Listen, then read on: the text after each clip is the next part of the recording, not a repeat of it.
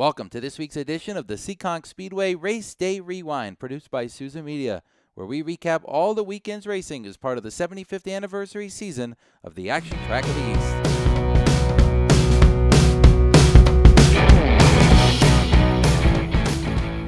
Welcome back to the Seekonk Speedway Race Day Rewind Report. My name is Kyle Souza from Souza Media. You know the voice, and you are back here for another edition of the Race Day Rewind. This week we will be recapping the races at the Action Track of the East coming from Friday night, September the 25th. So crazy to think we're at the end of September. And as we record this, and we'll start running this on a Tuesday night. If you're listening to it on Thursday, it's already October. Welcome to a new month as the 2020 racing season is over with 2 more weeks to go on the Fast Friday slate. Not going to go over everything else that's going on in the pandemic this year. We know that the Saturday racing's been suspended. There's been no thrill shows. There's been no pro stock racing. There's been no late model sportsmen or trucks either in 2020. It's been all about the Fast Friday divisions. And I think it's been a refresher to look at these Fast Friday divisions and see what they offer.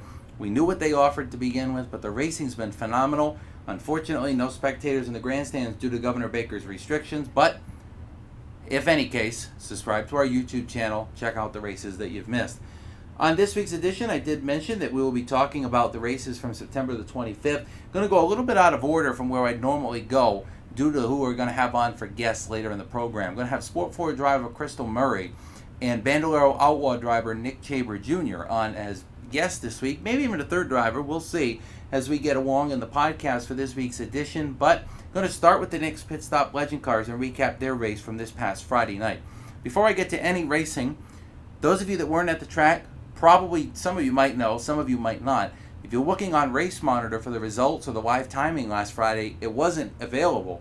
We had a computer problem at the track. We could not get timing and scoring running at all night. So it was done the old-fashioned way, hand scoring. As the cars came across the stripe, we had multiple scorers writing the numbers down on a piece of paper, lining the races up that way under the yellows. And it's a throwback in time, which 2020 has done a lot of crazy things. Of course, that fits right in to 2020. We lined the races up based off a couple different things, the points and some other things lined the races up instead of the normal time trials, but it all worked out in the end, and what was really a crazy night right from the get-go. I want to start with the Nick's Pit Stop Legend Cars. 3 races remained on the season. We're down to 2 now after this one, and it was Jake Johnson picking up his 4th victory of the season behind the wheel of that white and black number 15. We're familiar with Jake. We talked to him a couple weeks ago on the podcast. We know his story, running the late models and pro stock successfully at Seekonk, successfully at times on the American Canadian Tour, and also the Pro All-Star Series, maybe even the Granite State Pro Stock Series a couple times in the middle. But now returning to the Legends in 2020, he's still running those other divisions as well. Gets a Legend car, and it's kicking everybody's butt. 4 wins on the season. That return to the Legend car going pretty dang well for the youngster out of Rehoboth. So congratulations to Jake. Another victory, his 4th on the season. This one, though, not easy. He got to the front quickly, which we've seen him do multiple times, but he had to fight off Giovanni Ruggiero for much of this race. And Gio, a name that some of you might not know that well. He's won with us before in the Bandoleros and had some success there. Started off his Legend car tenure with trouble. I think he'll tell you straight up, he struggled with the car. They struggled with figuring out how to get it to handle, and he struggled driving it. But man, in 2020, has he turned things around behind the wheel of that number 7. Turning up the wick this past Friday night specifically, competing with Jake Johnson for the win and narrowly pulling it off. He led a lot of the race, crossing each other over up front. It was really a phenomenal show between those 2 drivers and the Nick's Pit Stop Legend Cars. They really put on a great race. And congratulations to Gio on a great 2nd place finish. He is so strong over the last couple of weeks that I would not be surprised to see him in Everett's Auto Parts Victory Lane in the Legend car before the end of the year. So Gio's up there in the top 5. Reagan Parent, Josh Parsons, Luke LeBrun, also all up there in the top 5 at the end of the race. We've seen these guys, it's a common trend with Josh Parsons, Reagan Parent, Jake Johnson, and Luke LeBrun. Been in the top 5, I think, for multiple weeks in a row now. Those 4 drivers have been able to manage a top 5 finish. Parsons coming back after his injury, picking up a win. Johnson's got 4. Gio running strong this week. LeBrun's got a win in that big Nick Lascola Summer Showdown, the $1,000 to win race. Reagan Parent's the only outlier behind the wheel of that black and white number 17. I know he wants so badly to pick up his first career win in the Legends division, and he is going to try to do it again next Friday night with 2 weeks left on the season. Speaking of Parent, he's also trying to win the championship in this division in 2020. Right now, he is 26 points back of Jake Johnson. Johnson really in controlling fashion. 26 points is a lot of points. For those unfamiliar, it's 2 points per position at the end of the race. So it's 50 to win, 48 for second, 46 for third, and so on down through the field. Johnson up by 26 over Parent, looking for his second Legends title. He did pick one up back in 2016, and it looks like in 2020 he might be on his way to number 2. So congratulations to Jake on the win. He's leading the championship, and a great run by multiple drivers inside the top 5 this past Friday night. Now that we've completed the Legend cars and their main event from this past Friday, let's move on and jump now to the Sport 4 race before we welcome in our first guest of this week's podcast.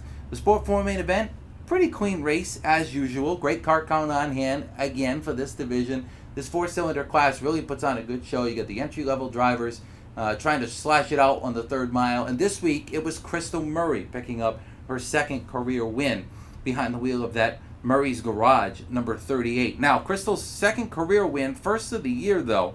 In a year that's been interesting for everybody with the coronavirus, she missed a couple weeks in the middle of the year, so not in contention to win the championship this year, but she's been really strong ever since she unloaded at the beginning of the year. Rob Murray and the gang putting that car together, they seem to have the setup pretty close to perfect. And this past Friday night, it all played out in her favor. She started on the outside pole, not able to get the lead right off the green, but it didn't take too long before she was up front, passing on the bottom. I believe it was Tower Almeida. She passed for the lead. A great run to get out front. And then, while she's pulling away, the dreaded caution flag flies. Unfortunately for her, happens to everybody. She's out leading the race, looked like she's going to victory lane. The caution flag flies, and then bang. Now she's got guys like Tyler Duhanchik, Jordan Lopes, Tyler Almeida, AJ Manuel. Everybody's up there in the top 5 or 6 to compete with her and try to steal it away from her, really, in the last 10 laps of the race. But she hung on, picks up the win.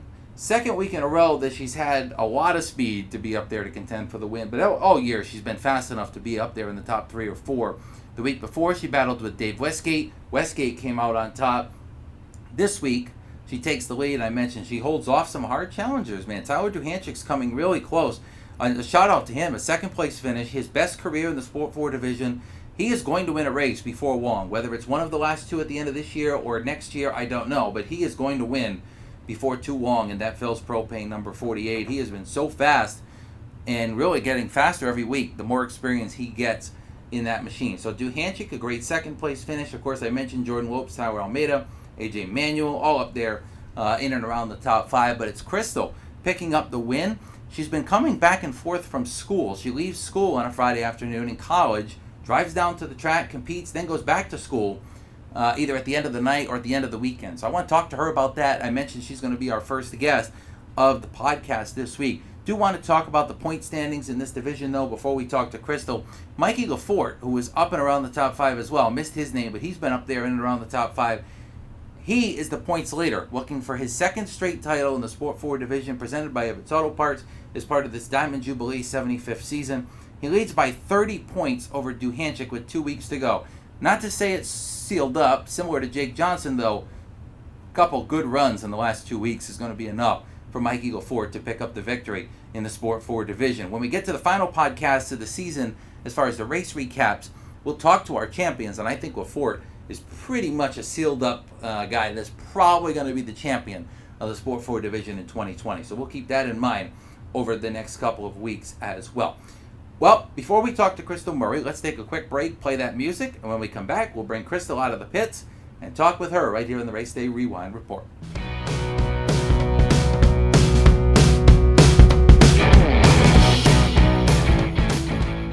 All right, welcome back after the break. Bringing in our first guest for the week on the Race Day Rewind podcast. Just talked about the Sport 4 race from this past Friday night. We talked about 2 weeks ago when Dave Westgate picked up the win, and this driver coming on now was close. Last Friday, she's able to visit Everett Auto Parts Victory Lane, her second career win in the Sport 4 division. Crystal Murray is joining us now. Crystal, before we get to this past Friday, I want to talk about 2020 in general. I've mentioned it every week, the pandemic, coronavirus, everything that's gone on this year that's kind of affected racing, specifically for your family as well. Richie winning the truck championship last year, not able to race this year, minus once or twice so far at another track because of the pandemic. But how frustrating was it at the beginning of the year for you specifically to miss really a whole month or so of the season, not even because of anybody's fault, it's just because of a pandemic? Yeah, it was not super cooperative. I mean, there's only so many races you can get in the first place in a season, and then like when I'm going to college and stuff, there's only so many times I can come back. So through my head and my thinking process of thinking, I was like, oh, cool. So yeah, it really stinks that we have to come back from school, but I won't have to miss any races at the beginning of the season. And then the season never started.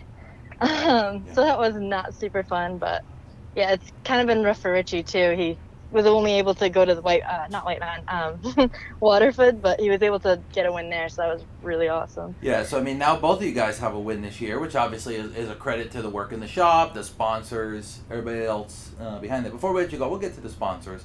But you mentioned coming back and forth from school. So you missed a couple weeks in the beginning, obviously because of the pandemic. Everybody did. Then you missed a couple in the middle. You're back. I mean, what is it like hustling literally on a Friday to get in the car at the end of school and hustle to the track? I mean, it's going to be exciting to know that you're going there to race, but it's also, I'm sure, at least a little bit stressful. 1 week you didn't make it for practice. I know Richie wants to kind of take it out in practice, so you're kind of trying to beat him to it, I guess, in a sense, right? Yeah, I guess you could say that. It's certainly worth it, but it can be a bit challenging. Uh, Especially, I have one of my classes that runs from the time slot of 3 to 4, and it takes me like an hour to get to the track from school. So to try to make that the first practice is interesting. Like the time I missed because I had to go to class. But because of the whole COVID stuff and some classes are online format, it kind of worked out in my favor. So like there was the other time, the most recent time, I just listened to my lecture on Zoom through my headphones at the track. Oh, well. So it wasn't too bad. Well, so that worked out okay. It worked out great, yeah.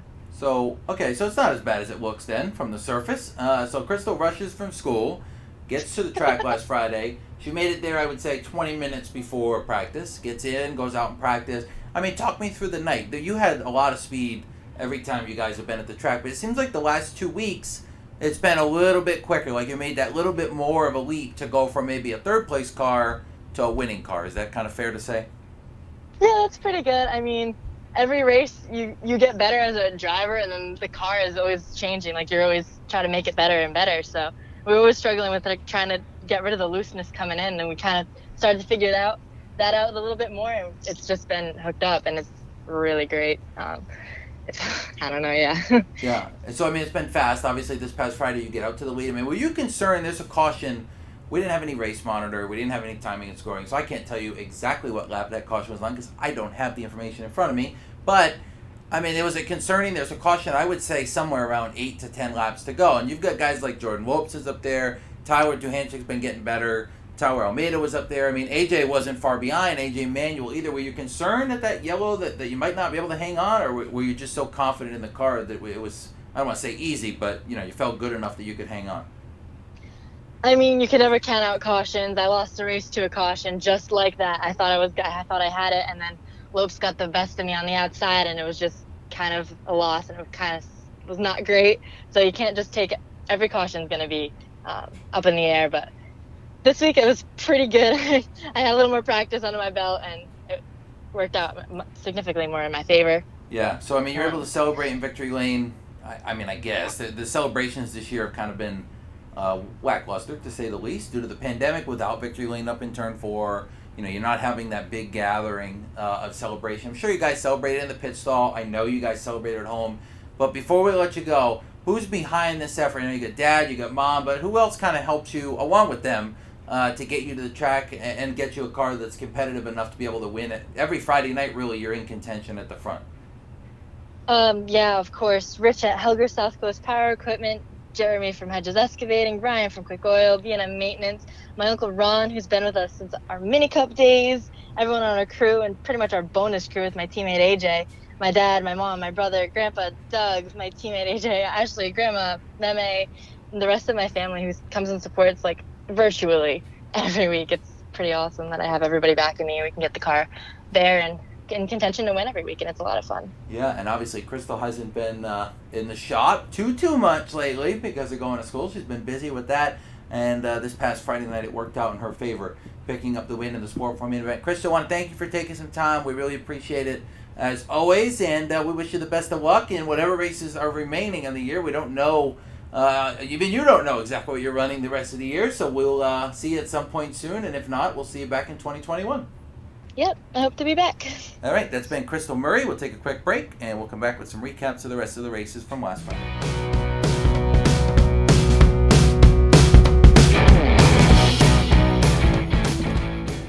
All right, welcome back to this week's edition of the Seekonk Speedway Race Day Rewind. I want to thank Crystal Murray for joining us and giving us a little bit of insight on what her 2020 season's been like and how happy she is. You can tell she's still living on cloud 9 after winning the 25-lap feature last Friday night. Want to thank Crystal, but also want to thank all the guests that have been on so far in the Race Day Rewind podcast. We've had names like Jake Johnson, Josh Parsons, Richie Helger, Ethan Dion, Crystal Murray. I mean, the list just goes on and on so far in 2020. Thank all the drivers for listening. Obviously, they don't have to join us on the Race Day Rewind. They elect to come on and talk to the listeners, talk to me, therefore the listeners as well. So thanks to Crystal once again for being our first guest on this week's edition. Want to move on to the Seekonk Grand Prix Bandolero Bandits and their race this past Friday night, another 15-lap feature, championship swing. In this race, it took a swing in the championship battle. I'll get to that in a second, but it's Joel Newcomb picking up his first career win in the Seekonk Grand Prix Bandolero Bandit division. This kid has really improved a whole lot from when he first got behind the wheel of that Bandolero. When he first got behind the wheel, he looked a little timid, trying to figure it out, see if he could use a little bit of throttle and get up to speed. But man, has he really figured things out in the last couple of weeks. That car has been fast, and this past Friday night it comes together for him, taking the lead rather early in the race and putting on a clinic, I would call it, dominating a large portion of the race. And his improvement ends with a checkered flag behind the wheel of that number 22. So congrats to Joel Newcomb. Last week we talked to Isaiah Newcomb, who had won the Seekonk Grand Prix Bandolero Outlaw race. And obviously, they are related. They're brothers, Isaiah and Joel. Joel in the Bandits, Isaiah in the Outlaws. And of course, they are the sons of Paul Newcomb, who runs in our Nick's Pit Stop Legend Cars and normally in our weight model division. So that Newcomb family obviously loves racing. And Joel picking up the win, adding his name to a list of winners in the family at the Action Track of the East. So congrats to Joel. Great run for him. And look forward to seeing if he can go back-to-back next Friday night. A bunch of other cars at the front of the field. Ethan Dion finished up there towards the front. Brent Robideau was in this race as well. We talked to him before in the podcast. Normal competitors for the Bandolero Bandits. But the real story out of this one, to me, is Richie Helger Jr. He came into this race with a more than 20-point lead in the championship battle as part of the Everett's Auto Parts Diamond Jubilee Series in 2020. Unfortunately, that 20-something point gap is now only 10 over Ethan Dion for Richie Helger Jr. in the championship standings. The reason for that, he went around early in the race, spun down the front straightaway, caution came out, got settled in at the back of the field, and started going again like he was going to come back to the front. Unfortunately for him, the sad part is he was involved in an even scarier wreck. The first spin, a normal spin. The second one, he was hit hard by Zacharias Kelly. Helger spun around in turns 3 and 4. Kelly had nowhere to go, plowed right into Helger. A heavy hit, drew the red flag for a few minutes. Richie able to climb out of the car, no injuries, walking around, saw him that night, saw him the next day. He's fine. The car, not so much. Not able to finish the race, and a ton of damage that they're going to have to fix before this race coming up this coming Friday night. So, outside of the wreck, the fact that he's okay, obviously paramount, number one, but number two, the point standings, big implications here with him losing virtually 16 points. He's only up by 10 on Ethan Dion. Both of these drivers have been to victory lane this year. Both of them have been consistent. And up until this point, Helger had finished all the races. Dion had not finished one of them earlier. Now they both haven't finished one. So it's only fair that they're going to come down the final 2 weeks of the season 10 points apart. And the battles on the racetrack are going to dictate it. You got to finish the races first. In order to win the championship, you must first finish the races and then finish them well come second. And that's going to be what Richie Helger Jr. has to do. If he was to finish third in the last 2 races, third or better in both events, he's guaranteed the championship. No matter what Ethan Dion does, if Dion wins the final 2 races and Helger finishes third in both of them, you know, it's going to be a real tough fight. Since it's a 10-point gap, he could only gain a couple. So 2 points per position, but Dion's going to have his work cut out for him still, I think, -10 with the speed that Helger's had. They're going to put that car back together. Dion finishing third last Friday. Helger with that DNF.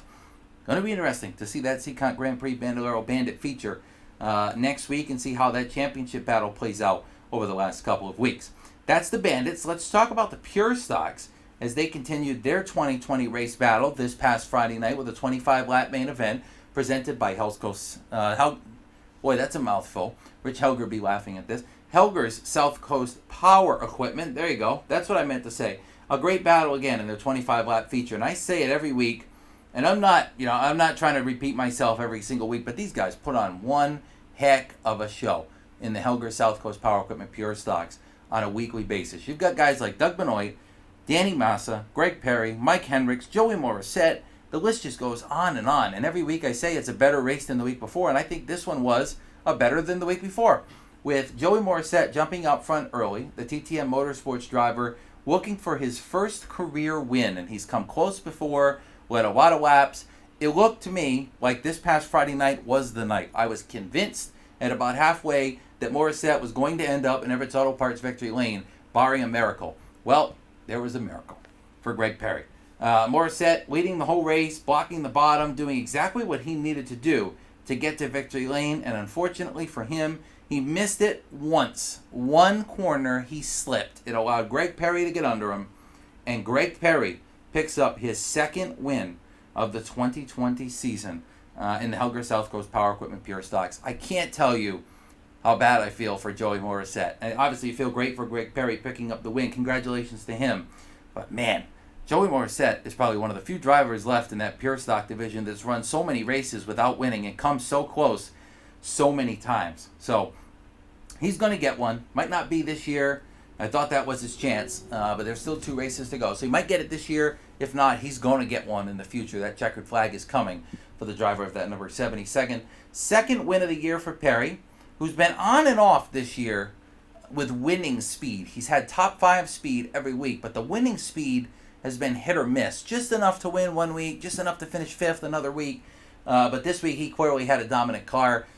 Didn't lead much of the race until the final lap or two, but he was right there and really drove right up to the top 3 or 4 rather quickly. Battled with Danny Massa for second, and Perry ends up sneaking by to take down the big win in the Helger South Coast Power Equipment Pure Stock main event. I mentioned Massa, strong 3rd place finish for him, coming up short, but gaining points, and that's what matters to him right now, I think, in the championship battle. 2 weeks to go in the Pure Stocks, and it is former champion Doug Benoit who leads the way over Massa by just 6 points. So 6 points, that's 3 positions on the racetrack, separating leader Doug Benoit and second place Danny Massa. With 2 weeks to go, Greg Perry is 26 behind. He is going to need the top 2 to struggle if he wants to be a back-to-back champion. There's your Pure Stocks. On to your Seekonk Grand Prix Bandolero Outlaws in this segment. And the final race recap of last Friday night before we welcome our second guest of the week. That is going to be the winner in the 15-lap Bandolero Outlaw feature this past Friday, Nick Chaber Jr. Now, Nick has been close all year. Similar to Joey Morissette, this kid has won races in the quarter midgets. He's been successful elsewhere, but not at Seekonk and the Bandoleros. Just couldn't quite put it together before this past Friday night and be there on the last lap out front. This week, though, he finally breaks into Seekonk Grand Prix, Bandolero Outlaw, Victory Lane, and this week, man, I feel great for that kid. He has come so close this year. 4 second-place finishes, and that's unheard of to me in a Bandolero. 4 second-place finishes for him. Top 5 in every single race, just hadn't won yet. Consistently up front, and he does it this week, picking up the win in the 15-lapper. Takes 2 victory laps after the race with the checkered flag. And I learned on the track after the race, the reason he done that was because in the quarter midgets, I guess they take 2 victory laps instead of just 1 with the checkered flag out the side. So, congratulations to Nick Chaber Jr. What a heck of a battle he had with Reese Bogue in the final laps of that race. Isaiah Newcomb's up there as well. These guys really put on a great fight to pick up the win, the Bandolero Bandit feature. Couldn't be happier to see Nick Chaber in Victory Lane picking up his first win of the season and his career. Bogue, a great run in the podium again for him, as well as Newcomb in the Bandolero Outlaws. Chaber's going to come on the show Next, he is leading the championship for 2020 by 6 points over Isaiah Newcomb. So a 6-point gap there, 3 positions involved. For Nick Chaber Jr., the points leader in the Seekonk Grand Prix Bandolero Outlaws, headed for the final 2 weeks. We'll take a quick break. When we come back, we'll talk to him about picking up his first career win. One of the best things you could see at the Action Track of the East, or any racetrack, give it somebody's first career win, and he was able to do it this past Friday night. Stick with us. We'll be right back.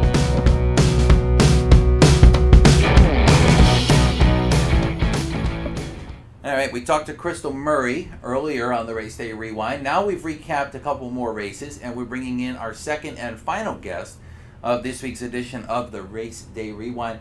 This is Nick Chaber Jr., who picked up his first career win in the Seekonk Grand Prix Bandolero Outlaws last week, and he has come so close. So many second-place finishes so far this year. I think I counted 4 of them in the last segment. Now he comes out, picks up his first career win this past Friday night. I want to welcome him in. Nick, I mean, this has been a long time coming. You've been competing at Seekonk in these bandoleros. It's hard. I know it's not easy. But how much of a relief and how exciting is it to finally win? You must be so relaxed now to get that out of the way. It's very exciting. I kind of wasn't sure I would get one this year. So, I mean, you get one, right? Did you expect to get it Friday? The last couple laps, you got Reese Bogue right on your back bumper. I mean, did you think you had that one, or did you think he was going to have a shot to pass you? What were you thinking? I was very worried that he would pass me. I knew from the couple weeks before when he wrecked me and I was blocking him and I went down on him, I thought he would do that again. But this year, or this race, I actually pulled it off and won. So, I mean, this is really exciting. Obviously, you pick up your first career win. You get to celebrate. I'm sure you're still really happy, right? I mean, you must be really thrilled even still today, right? Yep. Yeah, so you're happy. I mean, how hard do you feel like you had to work to get this? You've come so close. How hard are these cars to drive? I mean, is it really difficult? They look kind of difficult. They're bouncing all over the place. It looks hard out there. I worked very hard. I tried to be a better racer every week, and I also had to get 5 COVID tests so far to be where I am today. Well, I mean, it's obviously working in your favor, and picking up your first career win. It is a big step for you at Seekonk and the Bandoleros. Now you got a couple weeks left. There's 2 weeks left. I don't know if you know about this thing called the championship, but you're up by 6 points. Have you thought about winning the championship? Have you thought about what you might have to do the next 2 weeks to be in position to do that? Is that kind of running through your head now? Yeah, honestly, I thought it would be amazing to win my first championship, my first season. But me and my parents and my family honestly just wanted to have fun this year and just wanted to have a crazy experience for my first year. And that we didn't have high expectations for my first year ever. Yeah, and that's fair enough. So now you got 2 weeks left. Do you feel like you did to do anything differently to be in a better position, or just keep doing what you're doing? Honestly, I'm just going to keep doing what I'm doing, having my head in the game and always thinking what I can do better for the next week. Yeah, and that sounds like a good plan, because that's been working pretty dang well for you. I know, before we let you go, is there anybody you want to thank? Because this, like I said, this has been a while. You've been trying to win. You finally won. You're all excited. Is there anybody you need to give a thanks to that you feel like needs to kind of get their name thrown in? Yeah, I would like to thank Shooter's Auto Body for making my car look awesome, my mom, my dad, my grandfather and grandmother, and the rest of my family that support me. All right. There are a lot of supporters, from what I understand, in this Chaber racing team. Well, Nick, want to thank you. We appreciate the couple minutes. Thanks for being one of our first guests this year so far on the podcast, and we wish you the best of luck in the next couple weeks. All right, thank you. All right, that's been Nick Chaber Jr. We'll take a quick break, and we will come back to wrap up this week's edition of the Race Day Rewind.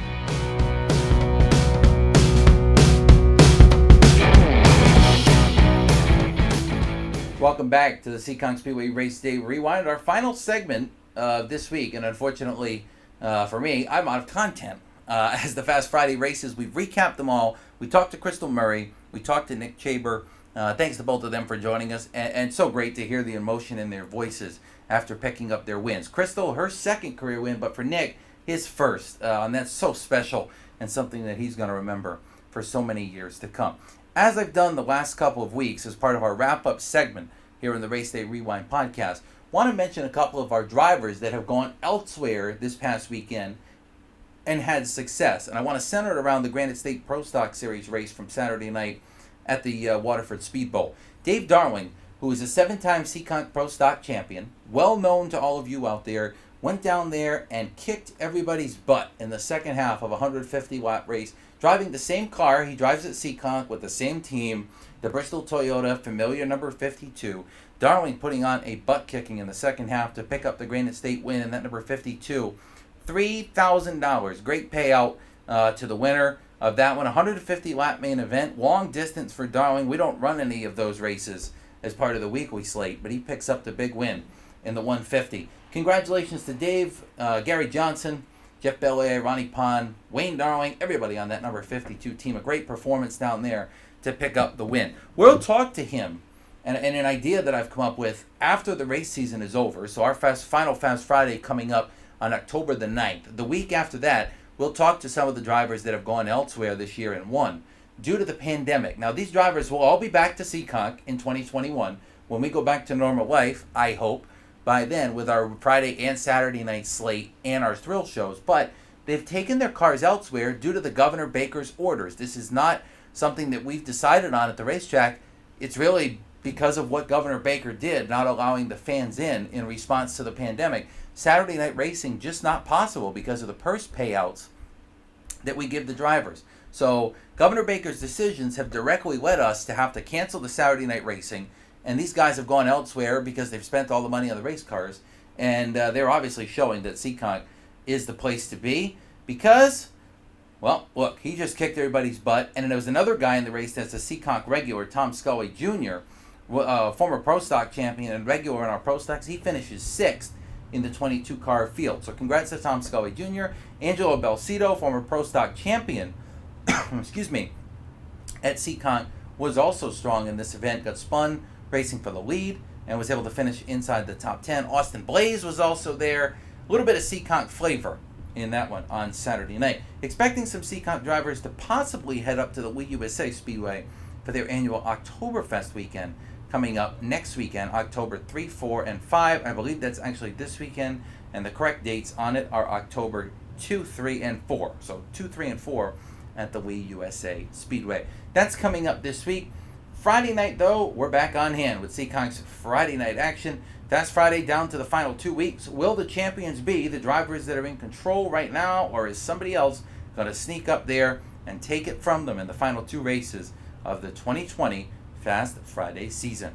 For now, that's it. Thanks for joining us in this week's edition of the Race Day Rewind. I'm Kyle Souza from Souza Media for Nick Chaber Jr., Crystal Murray, Ed St. Germain's behind the buttons. I missed him on this week's podcast. There he is. He's pushing the buttons, throwing this all together, getting it shared out so you can listen to it every week. Thanks to him. Thanks to all of the track sponsors that have come on board, especially with the podcast as well. For this week, so long, ladies and gentlemen. Thanks for listening. Share it out to your friends and join us back next week for the Race Day Rewind Report.